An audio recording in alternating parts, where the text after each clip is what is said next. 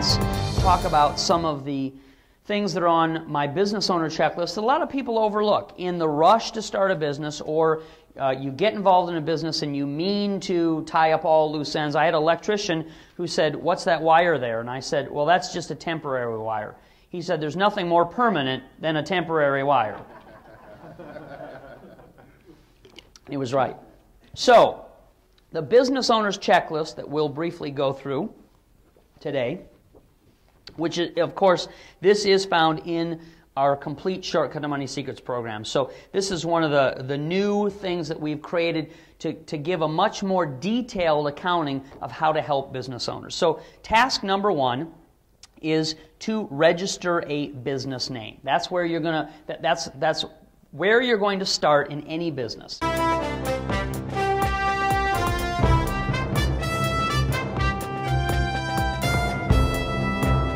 If you take a home equity line of credit out of your home and use that money for business purposes, if you invest in real estate in your own personal name instead of in the name of your business, these are debts that you personally have taken on that truly are for your business activity. Well, a lot of people have a misconception. We talked a little bit about corporate structure. They hear the terms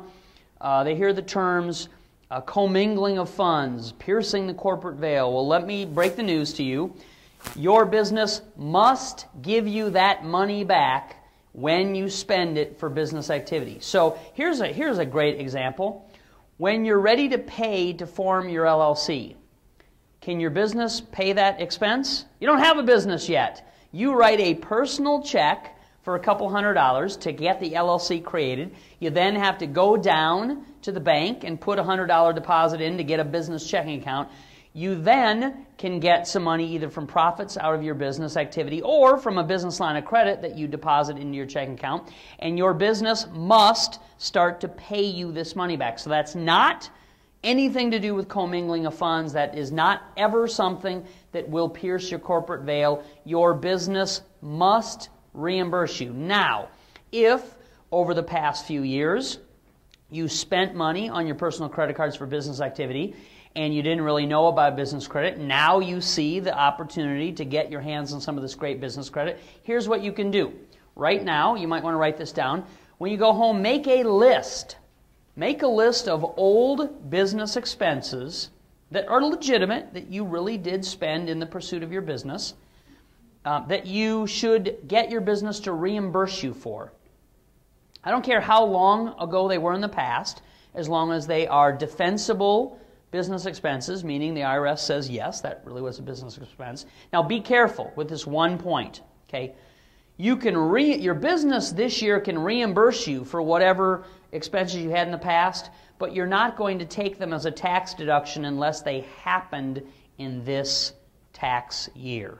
So yes, your business can pay you back money for an expense you had 3 years ago that is finally ready to be reimbursed, but you're not going to want to take that as a tax event on this year's taxes because it should have been taken 3 years ago. So you want to just make sure that you stay within the current tax year for tax issues, but you can reimburse yourself for business expenses as far back as you can go and are legitimate defensible deductions. Things that a lot of people overlook are things like subscriptions. Those are dues and subscriptions is a line item on the IRS code. So anything that you have for your business that relates to subscriptions, you can be deducting that. When you attend these kinds of events, when you invest in a course like mine, when you get a book for your business, those are all business expenses and can be designated in your check rec or on your P&L as professional development. That's an IRS term that tax code, they know what that expense is. Professional development of legitimate business educational material that you can deduct. Home office use. You're going to, obviously, in all these issues, you're going to want to talk to your own accountant about exactly what you're going to do. But if you can shut the door of your office, and if the only activity that goes on in that space is business, then it is possible for you to have your business pay you personally rent or lease on that percentage based on square footage of the use of your home, including the utilities that you pay for the home that would relate to that. Accountants that I've worked with in the past like to have pictures of the, they want to be bulletproof protected, so they like to have pictures of the area to know that they really do have a legitimate business expense and deduction here. But it is a great money-saving opportunity for you if you really do have that available. Logic will always dictate to you, as I said in my statement, if you are within market rents based on the square footage of your home office compared to what the cost of that is, it's a totally defensible deduction. If you are trying to take 10 times what normal allowable rents would be and you get in an audit situation, that's not going to be defensible. So always, common sense is going to be your judge. Okay. Now, the last step is to really start to determine how much business credit you're going to need and how to use it appropriately, and the concept of seasoning money. Okay, so I have talked about in the past the 80-20 principle. Now, these are guidelines. You're gonna run your own business and your own money any way that you'd like to.